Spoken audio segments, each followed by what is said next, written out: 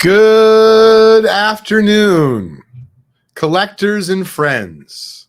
Welcome to Trading Card Therapy, episode number 74.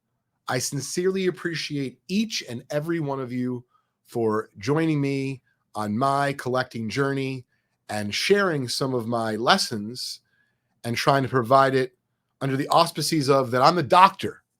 Yes, that's right. My name is Leighton Sheldon. I'm the owner of Just Collect, and I try to do an episode of Trading Card Therapy every week. And I hope that you enjoy it. We're going to get right down to it. Lots to cover today. First thing is I wanted to finish up. If you didn't get a chance, you should check out last week's episode, number 73. If you're not sure where to do that, you could do it wherever you enjoy your favorite podcasts, like on Apple or Spotify.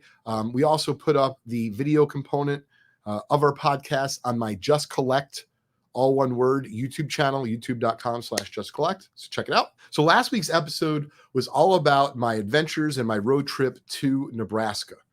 And I was there for a few days. I talked about an incredible multi-decade collection that I had the good fortune to not only see, but also to be able to purchase. However, I left out a very interesting piece of the story and one that I thought you might, at the very least, enjoy listening to. I'm on the way back from the individual's house from Fremont, Nebraska, and I'm on the way to the airport. And I took most of what I could, with me, in terms of the most valuable, it was going to be packed between my carry-on bag and the luggage I was going to check. And the luggage I was going to check, I went there with a big empty suitcase, and I also went with a carry-on bag as well as my backpack. And, sometimes I've gotten some weird looks, but ultimately it does prove to be a very successful method for when I come home on a trip that I'll be traveling on a plane, where I can take the most valuable stuff. I put it on my carry-on, roller bag that goes above. I still have my backpack, my laptop, and all that good stuff. Then I have a big bag, basically up to 70 pounds, that I will check, and I feel a little bit more comfortable with that than candidly shipping for the next level of most expensive stuff. And so then the rest of the stuff I'm not able to carry on the plane. In this case, it was precisely 11 boxes that I got. So thank you to Curtis as well as to Jeff, who took the time to pack everything very well and send it out to us. And so those 11 boxes, of course, would not have fit on the plane. So anyway, I'm going through the airport in Nebraska, and I'm just always kind of checking out like the different options of stores they have. I think it's kind of fun to check out different things when you're out of town. And I've never been to Nebraska before. So anyway, I get to the airport feeling pretty good. I just bought the collection. I really wanted to look through some of the stuff in the airport if time permitted, because there's a lot of material. And I get to security checkpoint. My bag goes through security, really both my bags, meaning my carry-on as well as my backpack. And at first, everything gets through fine. And I guess the lesson is for the future, just move more quickly and leave. But, I'm sitting there, putting my belt on, I'm whistling, I'm singing. And they're like, sir, we have to put through your roller bag one more time. Okay, no problem. They take the rolly bag and they put it through security one more time. He says, sir, do you have any weapons in your bag? Weapons? No. Do you have anything sharp in your bag? No. So at this point, I'm fairly convinced that it's just, now to keep in mind, this collection was mainly ungraded, lots of like really fun stuff, not just ungraded vintage, but also like bazooka panels and post panels and B18 blankets, all sorts of wonderful things, which if you want to see the full story, that story will be coming out in a few weeks on my blog at blog.justcollect.com. Or if you're a video kind of person, there'll be a full video on the Nebraska collection on my Just Collect YouTube channel. The guy says, I have to go through the bag. And I said, it's probably PSA cards, because even though there wasn't a lot of PSA cards in this collection, there was some. The guy says to me again, are you sure that you don't have any weapons? And I wouldn't say it was like a serious tone, but it was a little bit more serious. I don't carry weapons. He said, sir, you have what appears to be a knife. I'm like, oh my God. I effing bought a Babe Ruth pocket knife as part of the collection. And so I'm like, oh, it's a piece of sports memorabilia. He goes, sir, it's a knife. I'm like, okay, it's a knife. Once again, a vintage Babe Ruth knife. He wasn't finding this funny the way that I was. You can either go back out and check it, or we're going to have to confiscate it. What? So he's like, once again, you can't take a knife on the plane. I'm like, no, but it's not a knife. It's a vintage Babe Ruth knife. I can't take a knife on the plane is what I gathered. So I'm looking at the time. I'm like, I'm not going to make it. I'm not going to risk missing my flight to check a Babe Ruth knife. So I kind of under my breath ask him like, oh, could you check it for me? He's like, no, you have to do it. I'm like, oh, of course. I said to him, listen, I don't have the time to go check this. It's your lucky day today. I am gifting you this vintage Babe Ruth knife. He's like, what? I'm like, well, sir, just to be very clear, I'm not going to throw it out. I don't want to do that. And I can't go check it. So enjoy. And by the way, if you want and you're interested, the name of my company is Just Collect, justcollect.com. Reach out afterwards. You decide that you don't want to keep it, you'd like to sell it, I'm okay to buy the Babe Ruth knife twice. FYI, I went to Nebraska pretty recently. I haven't heard from that gentleman in the airport security department yet. Fingers crossed for me that I do. It will be, I believe, the only time that I've bought the same item twice without actually ever selling it. It's like, how do you get 4 outs in an inning in baseball? It's not an easy question to answer unless you know.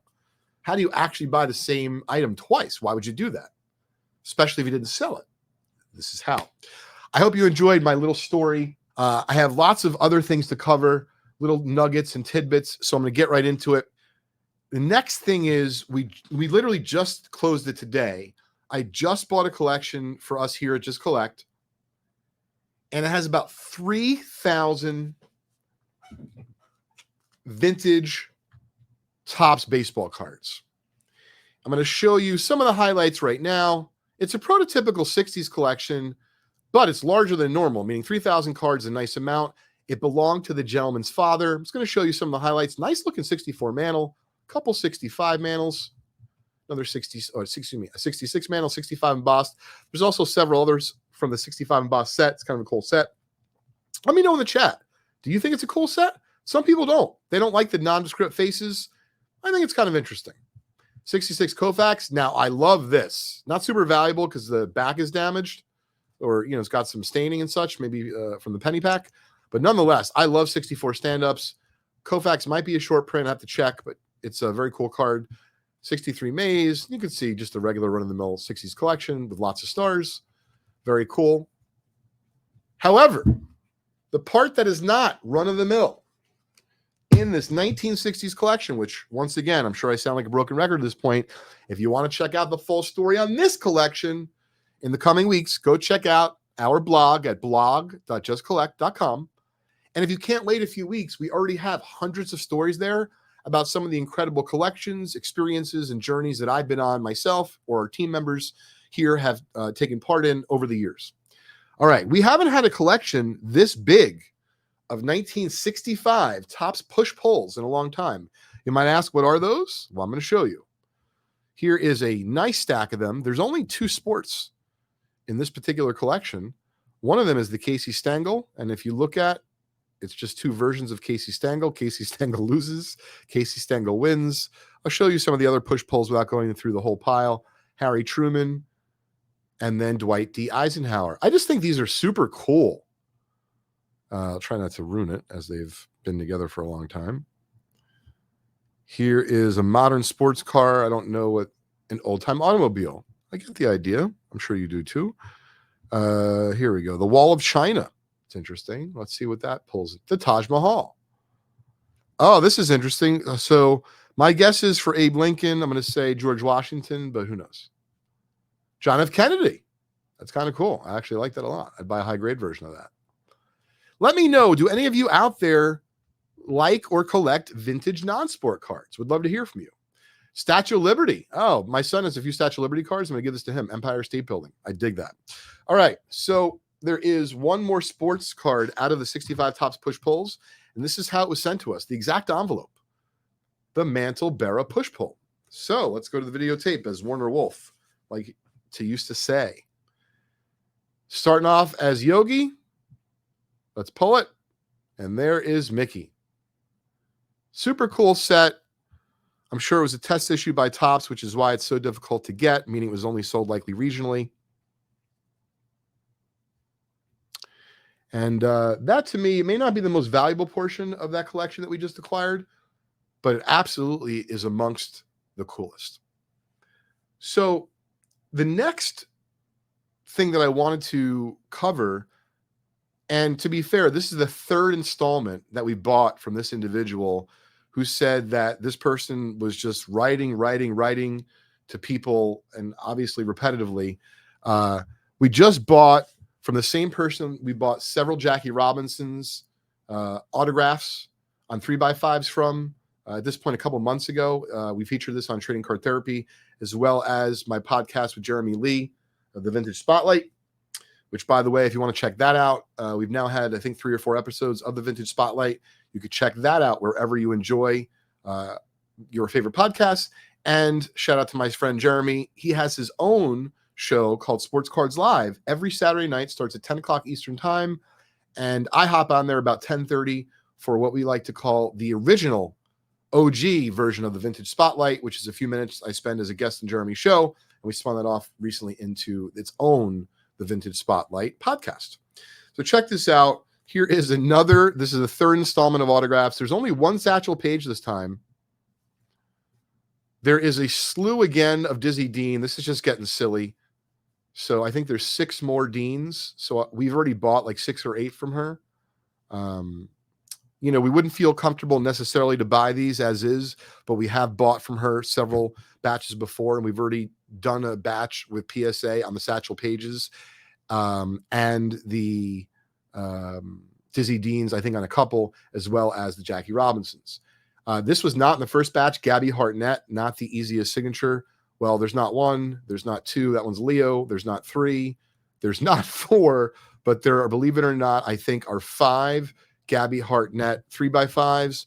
And then not that the rest are slouches, they're all Baseball Hall of Famers, but Sam Rice, these are all guys you might see like in the Gowdy set. Sam Rice is a Gowdy 33. Apparently there's several. Ford Frick, former commissioner. Dave Bancroft, not the easiest. Max Carey, former Pirate. Ooh, George Sisler. A couple of those. Hall of Famer. Great hitter. Bucky Harris. Zach Wheat. There's only one of these. Apparently led the National League in batting in 1918 with 335 batting average. I think it's kind of cool that people back in the day would do this and ask folks to sign it. Or to be fair, maybe they did it afterwards. Harry Hooper, Hall of Famer. So that's just a fun little group of autographs. Like I said, if you want to check out the full story, you can do so at our blog at blog.justcollect.com. But that is the third installment. We just got those today. I'm just showing off this Gretzky Rookie. We just bought this with a small collection of vintage graded cards through the mail. Shout out to my friend Justin, who is an avid vintage hockey collector, but I'm trying to collaborate with him and, enter the vintage hockey card market. So even though 1979 is not so vintage, I would prefer to buy, 60s and earlier. You really can't go wrong buying the great one. I'm curious out there, where do you folks draw the line? What year do you call vintage, and what year do you think the modern era of sports cards starts? I'd love to hear your comments in the chat. I kind of think it's 1980, just if you had to, ask me right off the cuff, but I'd love to hear your thoughts. Last couple of things I wanted to cover today. First is, this is why sometimes you do conventions, because, sometimes you're going to go there to brand yourself. Other times you're going to go to advertise your services, whether it be your consignment or you offer appraisal services or you buy and sell, etc. So we were at Fanatics Fest recently, and an individual came up to our booth. We had some high-end cards for sale, including this 1933 Gowdy Sport Kings, which, by the way, is one of my favorite sets of all time. probably top 3 or 5. And we had this Babe Ruth 1933 Sport Kings for sale, PSA 2, which is exceptionally well centered. It does come with the NBA hologram. I think that's the gold. Shout out to Mike Baker. Hope all is well, bud. Anyway, this card was on display at the show, and they followed up with us in the last few days. And we've now reached a deal to sell it privately to them for $8,000. And they're coming to our office tomorrow to pick it up. And I just wanted to throw this out there. This is another thing that comes with setting up conventions. And, they say the devil's in the details, right? All the dollars are in the follow-up, they say, or something like that. I've been on the phone with marketing companies recently. But this is just another one of the instances where you don't exactly know what's going to come out of the convention. Oftentimes, of course, I hope to buy. But, and on occasion, I have sold cards after a convention that someone saw at the convention itself. And this sale was certainly no slouch at $8,000. So thank you to Fanatics Fest for providing the venue. And of course, to my team, Monty, J5, and Kristen, which all helped out that weekend. And of course, a special shout out to my son, Crosby. We were there, not really in official capacity on that Saturday.